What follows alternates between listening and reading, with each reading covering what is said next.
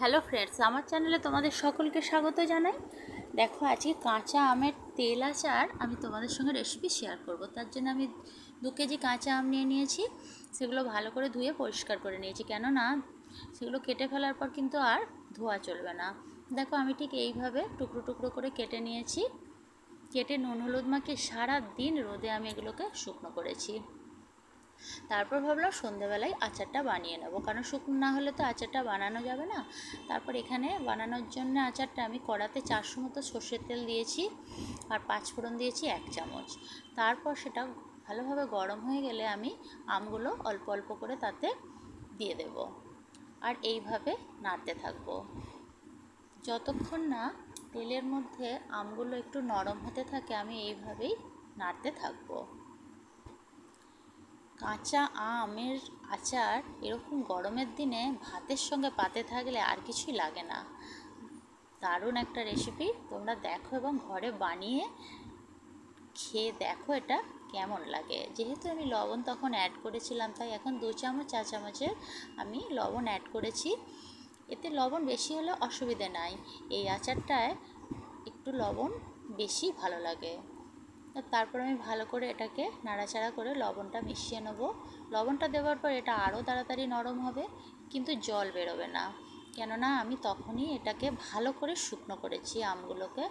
তারপর এখানে আমি আমগুলো সরিয়ে তেলের ওপরে রসুন বাটা 6 কোয়া মতো, আদা পরিমাণ মতো বাটা দিয়ে একটুখানি নাড়াচাড়া করে যাতে এর কাঁচা গন্ধটা চলে যায়।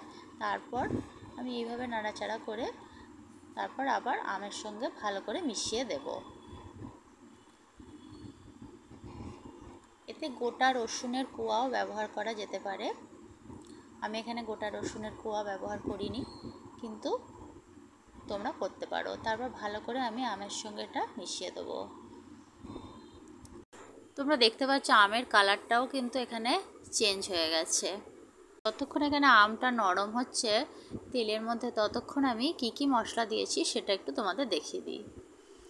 এখানে আমি 2 চামচ সর্ষে, 2 চামচ মৌরি, 2 চামচ জিরে আর 2 চামচ ধনে গোটা নিয়ে সেগুলো একটু কাঠকোলায় নেড়ে নিয়েছি। তারপর আমি এগুলো গুঁড়িয়ে রেখেছি, কারণ গোটা মশলা একটু ভেজে তারপর সেগুলো গুঁড়িয়ে দিলে তার টেস্ট আলাদা হয়। কাঁচা দিলে এটা ভালো লাগে না। এর মধ্যে কিন্তু আমটা নরম হয়ে গেছে।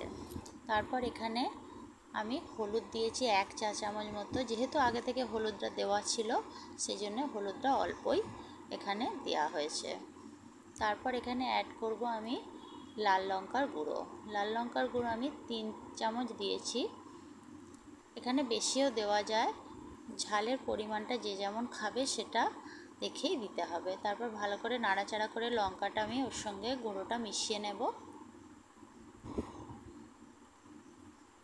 তারপর এখানে অ্যাড করব আমি চিনি। 2 থেকে 3 চামচ চিনি অ্যাড করব, কারণ আচারটা এমনিতেই কথায় আছে টক ঝাল মিষ্টি আমের আচার, তাই চিনিটা একটু অ্যাড না করলে ভালো লাগবে না। তারপর এখানে গুঁড়োনো যে মশলাগুলো ছিল সেগুলো আমি এক এক করে অ্যাড করব।